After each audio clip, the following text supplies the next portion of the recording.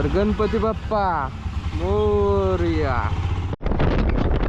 मग आपण जे रेकॉर्ड केलं त्याचा आवाज थोडासा काढला होता, एक तर माईक ढिला होता, नाही तर मग माईक खराब झालाय. आता काय माहिती, तो ते फुटेजमध्ये तर भरपूर खरखर आवाज येत होता. बघू. आपण धार रतलाम म्हणजे जो कुठलं गाव होतं त्याचं गाव विसरलो परत. इंदोरी काय काय काय काय काय काय काय काय काय काय काय काय काय ते गाव होतं मध्ये एक, तिथून रस्ता होता धार रतलाम मधून डायरेक्ट होता. त्याच्यापेक्षा आपण मग आपण तो मधला म्हणजे जो सिंगल लेन रस्ता होता त्याऐवजी 8 किलोमीटर वाढतंय. पण 4 लेन म्हणजे रतलामपर्यंत पूर्ण 4 लेन आपल्याला मिळेल. त्यामुळे आपण आता एक पुढं किती एक 10 किलोमीटर अंतरावरून आपल्याला टर्न घ्यायचा आहे. मग बघू आता ह्या व्हिडिओचा आवाज पण काय येतोय का नाही काय माहीत नाही. आता चेक करावं लागेल ज्यावेळेस आता जेवायला थांबू ना, नीट चेक करू. म्हणजे मी एक्स्ट्रा माईक कॅरी केलेत कारण मला माहिती आहे DJ सॉरी आपला जो गोप्रो आहे तो किंवा मग जो माईक आहे तो, त्या दोन्हीपैकी एक काहीतरी गणत आहे. DJIनं एक लय भारी केला, डायरेक्ट वायरलेस कॅमेरा आहे. आणि तुम्ही कॅमेरा म्हणजे चालू केला की तिथं लाईन येते अशी, म्हणजे जर माईक कनेक्टेड असेल तर हिरवी लाईन येते अशी. आवाज असेल तसं कसं वर खाली होतं ना, तशी आडवी लाईन येते. त्यामुळे सगळ्यात बेस्ट गोष्ट आहे DJI. जर आपले व्लॉग वीक चालले, ह्यातून काही इन्कम जनरेट होत असेल तर DJIवर स्विच व्हायला काहीच अडचण नाही. पण नसेल होत तर उगाच कशाला खर्च करायचा आहे. आणि स्वस्त नाही आहे ना, नाही म्हणलं तरी 25-30 हजार रुपयाचा कॅमेरा प्लस 5-6 हजाराचा माईक. म्हणजे DJI 4 घेतला तर 5 घेतला तर या दोन्हीचं मिळून 40,000 रुपये लागतात. पण वर्थ नाही आहे ना मग तेवढं तसं. आता हे गोप्रोचं कसं आधीपासूनच गोप्रो होता त्याच्यामुळं काही अडचण नाही, असं काही नवीन इन्व्हेस्टमेंट नाही आहे. फक्त एक मेमरीज लडाखला गेलेले मेमरीज राहतात. नाही म्हणलं तरी ही सगळी जर्नी कॅप्चर होती. त्यामुळं सोशल मीडिया म्हणा किंवा यूट्यूब म्हणा बेस्ट प्लॅटफॉर्म आहे आपल्यासाठी बाबा. स्टोरेज म्हणण्यापेक्षा मेमरीज म्हणून. कारण याच्याकडून म्हणजे असं मॉनिटायझेशनची अपेक्षा ठेवून जर गोष्टी केल्या तर त्यात आपलं ते 100% जात पण नाही. म्हणजे आधी कॉलेजच्या काळात वेगळं होतं बाबा, त्यावेळेस एक सोर्स ऑफ इन्कम असावा म्हणून मी या गोष्टीकडे बघत होतो. पण आता तसं राहिलेलं नाही आहे. हे फक्त आता आवड, लडाखला जायची आवड आहे म्हणून करायचं आणि सोबत मेमरीज झाल्या तर बेस्टच आहेत ना. म्हणजे रेकॉर्ड केलं तर ह्याच्यातून सगळं. आता प्रत्येक गोष्ट आपल्याला लक्षात नाही राहणार. आता मी गावाची नावं घेतली, गावाची नावं काही काळानंतर विसरून जाणार. हा बघा, मानपूरवरून आपल्याला आतमध्ये जायचं आहे. म्हणजे ही सगळी जी गावाची नावं म्हणा, कुठं स्टे केला, कुठं राहिलो, किती कवर केलं पहिल्या दिवशी, सगळ्या गोष्टीचा हिशोब राहतो नाही म्हणलं तरी. आता मेमरी ताजी असते तोपर्यंत लक्षात राहतं, नंतर विसरून जातं. सुरुवातीला भयंकर खराब होता MP चा रस्ता, आत्ता त्यातल्या त्यात बरा आहे. म्हणजे ह्यात पण बम्पिंग आहे मध्ये मध्ये, टारमॅक रोड असून सुद्धा बम्पिंग आहे. सिमेंटचा असेल तर मग काय बोलायचंच नाही. सिमेंटचे मॅक्सिमम कर्नाटक सोडले तर आत्तापर्यंत सिमेंटचे, म्हणजे मी 2च राज्य फिरलो आहे, 3रं राज्य आहे सॉरी, कर्नाटक, महाराष्ट्र आणि MP. त्यातले कर्नाटकचे रस्ते टारमॅकला सुद्धा, म्हणजे महाराष्ट्रातल्या आणि MP चे टारमॅकला सुद्धा तोड देतील एवढे भारी आहेत कर्नाटकचे सिमेंटचे रस्ते म्हणतोय मी. टारमॅक तर काय गुळगुळीतच आहे. आणि त्यात तिथं सुद्धा म्हणजे कर्नाटकमध्ये सुद्धा खराब रस्ते आहेत, नाही तशातला भाग नाही आहे. पण मेजॉरिटी जे हायवे आहेत ते बाप आहेत. म्हणजे म्हणजे कोणती पण गाडी 4 व्हीलरमध्ये म्हणतोय मी, काय बाईक एकदाच नेली होती, बुलेट नेली होती ती, काय पण ते सोलापूरच्या बाजूलाच तिथल्या तिथंच नेली होती. अशी करतोय हा पैलवान. ते विजापूर कुडल संगम तेवढ्या भागात नेली होती, त्याच्यामुळं तिथले सुद्धा रस्ते भारीच होते म्हणा. पण बॉर्डरवरचे थोडेसे खराब होते त्या बाजूचे. पण मी 4 व्हीलर असेल ना 100-120 न तुम्ही आरामात क्रूज करू शकतात, एवढे भारी रस्ते आहेत कर्नाटकचे. आता असं बऱ्याच व्हिडिओमध्ये ऐकलंय बरं का, राजस्थानचे रस्ते सुद्धा जबरदस्त आहेत. बघू आता आपण उद्या म्हणजे आज बॉर्डर क्रॉस करू MP ची आणि राजस्थानची, MP राजस्थान बॉर्डर. पण त्यात पण कळलंच म्हणा आपल्याला जेवढं अंतर होईल, पण काय सांगता येत नाही किंवा एकदम बॉर्डरच्या जवळ आज कसं MP ला येऊन राहिलो काल, तसं सुद्धा होऊ शकतं. कारण आता जेवायला थांबल्यानंतर एक ब्रेक घेणं गरजेचं आहे, कारण ऊन भयंकर आहे. म्हणजे लिटरली सांगतो घामाच्या धारा लागल्या होत्या, म्हणजे अनबिरेबल आहे. ही चावी सुद्धा एवढी गरम होती ना, हातात पकडू वाटत नव्हती, एवढी भयंकर गरम. आणि पाणी किती पाणी, आत्ता इथं थोडं 10-15 मिनटं ब्रेक घेतला, पाणी एक लिटर अख्खं पाणी संपलं तरी तोंडाला कोरड आहे आणि पोट सुद्धा फुल नाही वाटत आहे. कुठं पाणी जाते काय माहिती. पण सकाळी लवकर सुरू करायचं आहे आपल्याला उद्या फिक्स. उद्या 100%. उद्या पहाटे 5 वाजता जाणार आहे आपण, पहाटे 5 वाजता. नाही निघालं. अरे पण झोप पण तर महत्वाची आहे माणसाला. कारण नाही झोपलं तर झोप येते. मग त्यावेळी आज कसा मी फ्रेश आहे, काल एवढा फ्रेश नव्हतो मी. काल मी डुलक्याच देत होतो, काल माझ्या जीवावर आलतो. पण रात्र झाली ना, एवढं फ्रेश वाटत होतं मला, कारण ऊन नव्हतं काय नव्हतं. म्हणजे मी 4 वाजता 5 वाजल्यानंतर आम्ही हायवेला लागलो. ह्या धुळेच्या हाच हायवे कंटिन्युएशनच आहे हा. या हायवेला लागलो, तिथून जवळ 100 किलोमीटर कव्हर केलं. तिथून दुपारी 12 पासून ते 3 ते 4 पर्यंत अंतरच कव्हर होत नाही.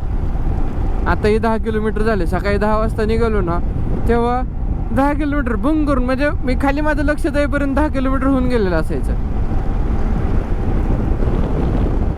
आता आपल्याला कुठून तर टर्न घ्यायचंय, लक्ष ठेवावं लागेल तेवढं. आता तरी आवाज नीट यावा. देव करो गोप्रोला अक्कल देव थोडीशी. असं गंडू नये मध्ये मध्ये, गंडला की नाही मूड खराब होतो. मग त्याला व्हॉइस वर द्या, नाही तर डायरेक्ट फुटेजच डिलीट करून टाकायचं. डोक्याला तापच नाही. 15 मिनिटाचं काही इम्पॉर्टंट असेल तर तेवढंच पार्ट फक्त घ्यायचा, मग त्याला व्हॉइस वर द्यायचा. आलोय आपण आता मानपूरमध्ये. आता आपण कुठून तरी व्हायचं आहे, बघावं लागेल. तर मी जस्ट तुम्हाला आत्ता जस्ट बंद केला होता मी कॅमेरा. ते हॉटेल जे आलं तिथं जेवायला थांबायचं का नाही असा विचार केला होता, पण मग नाही असं ठरलं. आपण हा टर्न घेतला, रतलामकडे जाणारा हा टर्न आहे. आणि अक्कलच नाही आहे माहिती का, म्हणजे ही काही रॉंग साईडला घालायची गोष्ट आहे. हा, दिवसा बी तेच, रात्री पण तेच. लय अवघड आहे बाबा लोकांचं, लय अवघड आहे. मी म्हणलं ही 4 लेन आहे म्हणून हा घ्यावा. आहे 4 लेनच, पण रस्ता काही तेवढा खास वाटत नाही सुरुवातीचा हा. बघू आता पुढं जेवायला थांबू. जेवढं आता थोडंसं कव्हर करू आता, कारण जवळपास 15-20 मिनटाचा ब्रेक घेतला होता. 1 लिटरभर पाणी पिलोय, जरा फ्रेश वाटतंय. मग आता जरा कव्हर करू. अंतर कव्हर केलं की नाही बरं वाटतं. आता बघ सकाळीपासून 156 किलोमीटर आलो आहे आपण. आणि MP ची एक लय घाण गोष्ट वाटली बरं का मला. हायवे बनवलेत, हायवेवर गतिरोधक, म्हणजे आता हे 4 लेन हायवे नाही म्हणलं तरी, आणि प्रत्येक ठिकाणी अंडरपास करा, ओव्हरब्रिज करा, काहीतरी करा ना तुम्ही. एवढं म्हणजे गतिरोधक टाकणं हा उपाय आहे होय. हा, जरा रस्त्याला नावं ठेवल्यावर जरा बरा वाटतोय हा. पण या नवीन टाकलेलं दिसतंय डांबर, ह्याच्यात सुद्धा खाचखळ घेत. आणि दुसरी तो ओकनोचा गॉगल घेतलाय, 1,500 रुपये घालवले गॉगलला. पण भाई साहेब वर्थ आहे, म्हणजे पैसा असणं ना तर घालवावं माणसानं, किंवा त्यासाठी तर कमवावं तरी. कारण आता मी वायझरची काच जरा ओपन ठेवली, गॉगल लावलाय, मला डोळ्याला थोडं सुद्धा वारा नाही लागत आहे. आणि एकदम पूर्ण पॅक आहे. प्लस मला म्हणजे एकदम पूर्ण बॅग आहे, आणि याच्यामध्ये असं कुठंही रेश नाही दिसत आहे मला. म्हणजे असं बघितलं ना समोर मी चालवतोय ना, आता जनरली चष्म्याचं कसं होतं किंवा गॉगलचं बॉर्डर दिसते साईडनं पांढरं दिसतं, असलं अजिबात नाही. पूर्ण म्हणजे असं जणू काय माझ्या डोळ्यावरच काहीतरी बसवलंय. तर आता जरा अंतर कव्हर करूया आपण, रिकामा रस्ता आहे थोडासा तर, आणि भेटू पुढं. ह्यात एकतर ह्याचा आवाज कसा येते माहीत नाही, बघावं लागेल ते. ट्रिप एफ जे आहे आपलं, म्हणजे रिझर्वला लागल्यावर गाडीचं जे मीटर नवीन चालू होतं ट्रिप एफ म्हणून, त्याची रेंज याची काहीतरी 120 पर्यंत आहे अशी. म्हणजे मी जनरली 120 पर्यंत, 120 मॅक्सिमम चालवली, म्हणजे मॅक्सिमम तशी 130 134 पर्यंत चालवले. पण एक सेफ्टी म्हणून मी 120 धरतो हिला. तर आता 109 पर्यंत झाले. आपल्याला पेट्रोल टाकायचं. महागा एक पेट्रोल पंप होता, पण तिथं कोण लक्षच देत नव्हतं. त्याच्यामुळे मग म्हणलं जाऊ दे, पुढं मिळेल 20 किलोमीटरमध्ये मिळेलच की, असा विचार केला. आता बघू. आता आपण रतलामला आलो आहे बाय द वे, आणि आजचं टोटल डिस्टन्स झालं आहे 282, आणि पुण्यातून निघालेलं डिस्टन्स झाले 665. म्हणजे आज पण कालच्या एवढंच डिस्टन्स, म्हणजे 390 400 किलोमीटर एवढंच होईल. निमच म्हणून गाव आहे, निमच, तिथपर्यंत जाऊ आपण. आणि तिथनं मग एक हॉटेल बघून स्टे करू, आणि सकाळचं सकाळी बघू.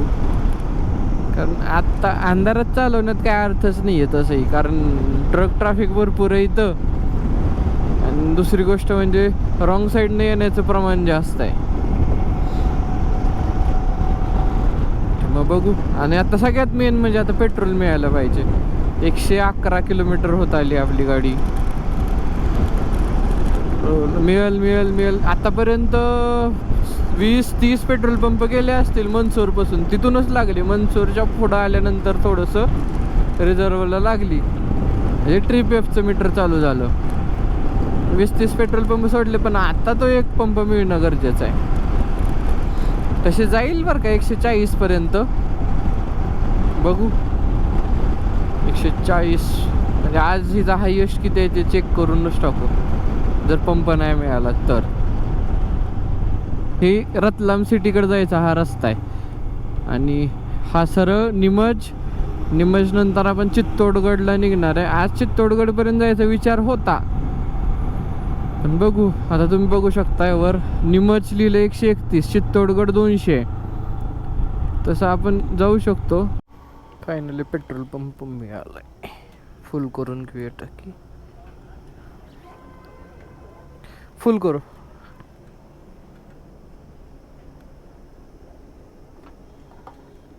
फुल टँक. हा ठीक आहे.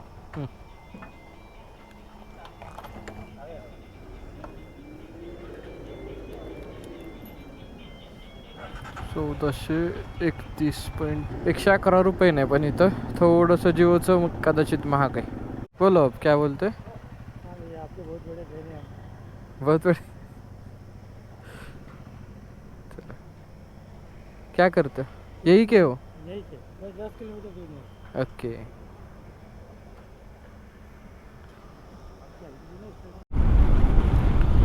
आपल्या डाव्या बाजूला काय सुंदर सनसेट होतोय. म्हणजे पूर्ण सूर्याचा गोळा दिसतोय आपल्याला. आता गोपुरात तेवढा नाही दिसणार आहे, पण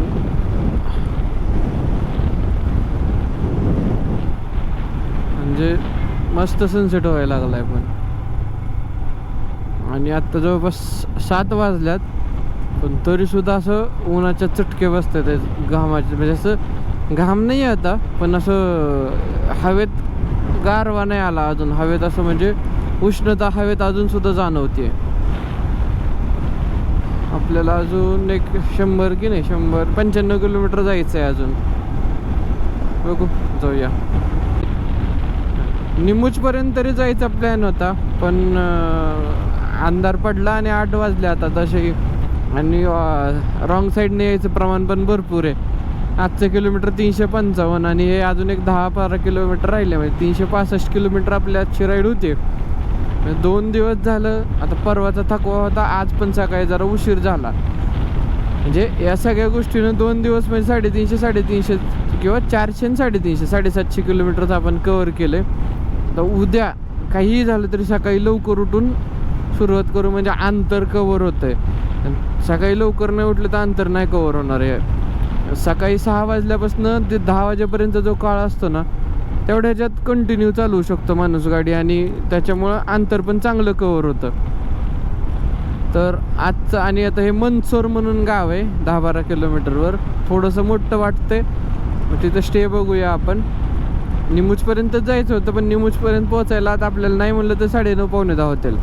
मग झोपायचं, मग उद्या सकाळी काही लवकर उठणं होणार नाही, थकून जाते बॉडी परत. मग त्याच्यामुळं आपलं मनसोरला मुक्काम करून निघायचं पहाटे लवकर, म्हणजे अंतर कवर होतं. आणि उद्या काही झालं तर लवकर उठून 6ला तरी स्टार्टर मारायचा. 6ला हल्लं 6 किंवा ॲटलिस्ट 6:30-7:45ला तरी स्टार्टर मारला पाहिजे. म्हणजे सकाळचे 3-4 तास जे आहेत ना, 12 वाजेपर्यंत ऊन तापायच्या आत आपला म्हणजे आज जेवढं केलं ना, त्याच्या निम्म्यापेक्षा जास्त अंतर तेवढं सकाळच्या ह्याच्यातच कवर होऊन जातं.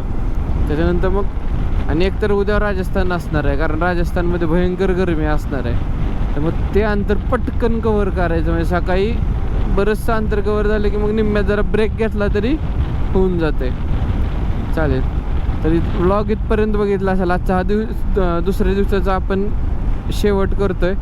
जर व्लॉग इथपर्यंत बघितला असेल, आवडला असेल तर लाईक करा, शेअर करा आणि सबस्क्राईब करा. Thank you for watching.